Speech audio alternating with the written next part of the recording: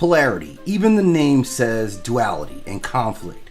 I got a request from Cramscattle to profile this character, and this is a character I really got to take my time with because there's a lot going on there. There's at least a couple of layers of things going on there.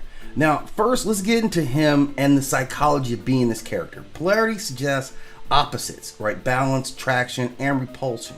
And that's at the heart of his psychology. He's caught between this public persona of a supe celebrity and the private reality of a broken man living under Vought's leash. Now, his public mask, he comes off. He's charismatic. He's polished mentor of the students at God U. And to the world, he's a symbol of strength and composure.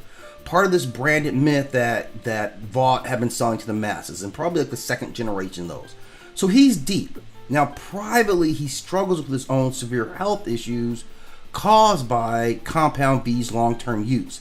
So his declining physical state is a metaphor for how, all these lies and corruptions like slowly eat at you. So in this role, literally, every time he uses his powers, he dies a little bit more inside. This is both physical and psychological. And there's this duality, maintaining these two identities that don't reconcile.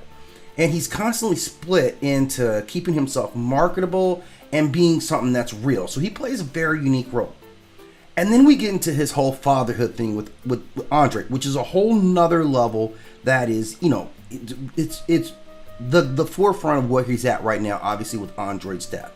Before his death, he was still projecting everything he wanted to be onto Andre. So Andre was supposed to carry his torch, forcing his son into the same toxic Vought system that he himself was trapped in. So he sold Andre on all the glitz and glamour, knowing what Compound V does to people, knowing that it was killing him and it would be killing his son. So he really did just sacrifice his son. He did. Knowing that Vought was an extremely toxic place, and sending his son to the university, knowing there's this whole underneath, facility, right? So there's a lot. So there's a lot of irony within that. He's repelled by the corruption of Vought, like he genuinely is repelled by it. But he's drawn to its security and this identity that he's been able to craft for himself, that he wanted to pass this easy life on to his son. He's repelled by it because his own body is like being destroyed every time that he uses it. So he's this poster child for compromise and decay. He represents what happens to someone who never escapes the system, so they become both a victim of that system and an enforcer of that system at the same time. Now, adding that he lost literally his legacy through his son, he is now compelled to get with the rest of Andre's crew, that Gen V, to try to help them make their way out of it. So we're seeing a different side of him. And I think he's going to have to break down that wall between which one do you want to be? Do you want to be this real, genuine person who fights for good? Or do you want to continue to be this, tool of Vought? And I think losing his son, having that happen to him in the same way, knowing that his son died in one of these facilities, being held down, trying to use his powers for the right thing to help his friends escape, and ultimately dying because of what Compound V did to him. So a lot going on with Polarity. His character arc so far has been very sharp. I see all the signs of someone who's gonna, have some type of redemption for himself.